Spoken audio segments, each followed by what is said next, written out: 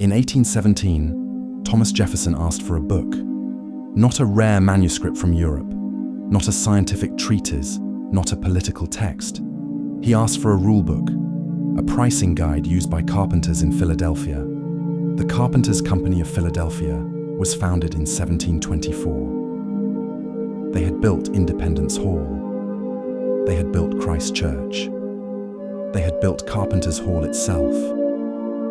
Jefferson, the author of the Declaration of Independence, the man who designed his own home at Monticello, someone who understood architecture better than most professionals of his time, was told no. The rule book was for members only. That stayed with me, not because Jefferson was refused, but because of what that implies. A group of craftsmen held a system of knowledge so important, so structural, that even a former president could not access it. At first, I thought this was just about trade secrets. Every profession has them. But the deeper I looked, the clearer it became that this wasn't really about carpentry. It was about an entire economic system that existed before banks dominated everyday life. I came to this through something ordinary. A chair. My grandmother left me an oak chair, built sometime in the 1840s. Heavy, solid, perfectly level. Nearly 2 centuries later, it doesn't wobble, it doesn't creak, it doesn't shift. I tried to trace who made it. I didn't find a name, I found a system. The craftsmen who built furniture like this weren't paid the way we assume workers have always been paid. They weren't paid by the hour. They weren't taking out loans to buy materials. They weren't operating inside a credit-driven economy. They were part of something older, the guild system. Groups like the Carpenters' Company weren't just carpenters. They were what the 18th century called master builders. They combined roles we now split between architects, engineers, and contractors. When Philadelphia needed Independence Hall, they built it. When the colonies needed a meeting place, they offered Carpenters Hall, which they had constructed themselves. These buildings still stand, not as fragile museum pieces, as working structures. Their rulebook contained something the official histories barely mention: a pricing system based on what they called unit pricing. Every stage of construction had a standardized fair price, not whatever the market would tolerate, not whatever a client could be pressured into paying. A fair price, measured, verified, checked by teams of experienced builders. The system was designed to prevent inflation and prevent exploitation on both sides. Work could be exchanged for food, for materials, for services. Credit existed, but it was personal, between people who knew each other, not abstract, not financialized. A government labor report from 1928 described early America this way. Barter was common. Currency was scarce. Wages were often paid through direct arrangements, and those arrangements bound communities together. We're told this was primitive, inefficient, chaotic. We're told it had to be replaced. But the buildings remain, the furniture remains, the craftsmanship remains. And that chair in my grandmother's house still does its job. So I started asking a different question. Not why this system disappeared, but what replaced it, and who benefited when it did. We're usually told that the old system had to disappear because it was chaotic. Too many local currencies, too much barter, too much confusion. By the 1860s, thousands of different banknotes were circulating in the United States. A bill from one state could lose value the moment you crossed into another. Counterfeits were everywhere. The Library of Congress documents more than 10,000 legally issued banknotes, and that doesn't even count the fakes.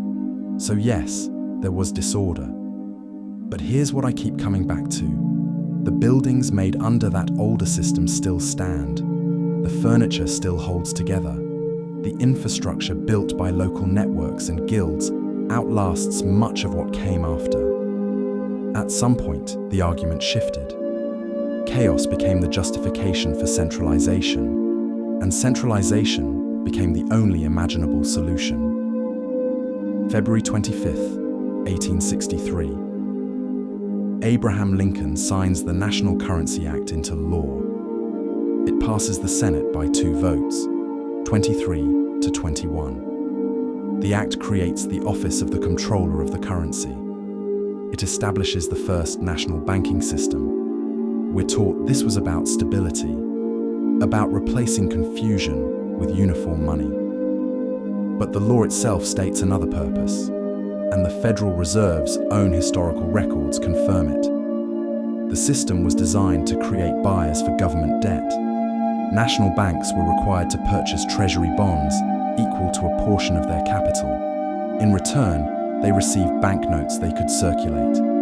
To issue more money, they had to buy more government bonds. The more debt the government issued, the more the banks had to buy. The system didn't just stabilize currency, it tied money creation directly to federal debt. Then came the taxes. In 1864, a 2% tax was placed on state banknotes. Many disappeared from circulation. In 1865, that tax jumped to 10%. State currencies were effectively wiped out. One system didn't just replace another, it was legislated out of existence. Around the same time, something else was happening. In May of 1862, the Homestead Act was signed into law. It offered 160 acres of public land to any adult citizen for a small filing fee. Free land, the great promise of opportunity. But developing that land wasn't free. Tools cost money, seed cost money, livestock cost money, building materials cost money. The National Archives states plainly that most laborers couldn't afford it. Much of the land went to speculators, railroads, and large interests. Only about 40% of claims were ever completed.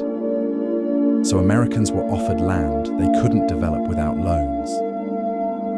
9 months later, the national banking system was in place. The land created the need. The banks provided the debt. That's not coincidence. That's a pattern. And what rose in place of the old community-based system was something very different. The company town. By the 1880s, there were roughly 2,000 of them across the country. Workers weren't paid in regular currency. They were paid in script. Money that could only be spent at the company store. Without competition, prices rose. Debts accumulated. Workers couldn't leave until they paid what they owed. In coal regions, 3/4 of all script came from company towns. People weren't just working, they were trapped. By the time the Pullman strike erupted in 1894, involving over 150,000 workers across 27 states, a federal commission called the system un-American. But by then, something had already been replaced. The guild networks, the local pricing systems, the community credit arrangements, gone. Replaced by wages, debt, and money you could only spend where you were told. And once that kind of system takes hold, it doesn't need force anymore, it just needs time. Sometimes I stop and ask myself if I'm just seeing patterns because I'm looking for them. Maybe the timing is coincidence. Maybe industrialization simply demanded new systems. Maybe banks, wages, and centralized money were inevitable. That's the reasonable explanation. But then I look at who still lives differently. The Amish. They still use a contribution-based economy. When someone in their community faces a large medical bill, they don't turn to an insurance company. They stand up in church and explain the situation. No one leaves until enough money is raised to cover it. It works like insurance, but without an institution taking a profit.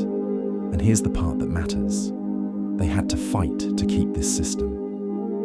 For years, the Amish clashed with the federal government over Social Security. They didn't see it as a tax.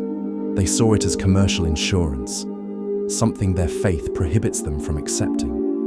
In 1965, Congress granted them a limited exemption. They still pay other taxes. They just refuse to participate in that replacement system. To do that, they have to file a special form, IRS Form 4029, an application for exemption. Think about what that means. To keep living the way their communities had functioned for generations, they had to ask for permission. The fact that they had to fight tells you something. The old way wasn't just forgotten, it was made illegal, and the fact that it still works tells you something else. It was never broken. There's another pattern that's harder to ignore once you see it. Genealogists call it the 1870 brick wall. The 1870 census was the first to name all Americans individually. Before that, tracing most family lines becomes much harder. The 1890 census should have filled in the gaps. Instead, most of it was destroyed. A fire in 1896 damaged parts of it. Another fire in 1921 destroyed most of what remained. The records sat for years.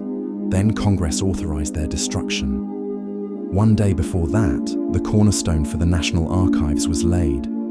The timing is difficult to ignore. The same period that reshaped the economy also reshaped identity.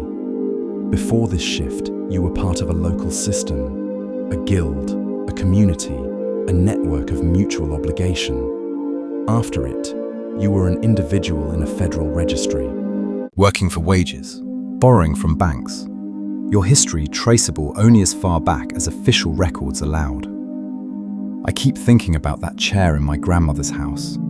Nearly 200 years old, still solid, still level. Probably made by someone paid in provisions, trained through apprenticeship.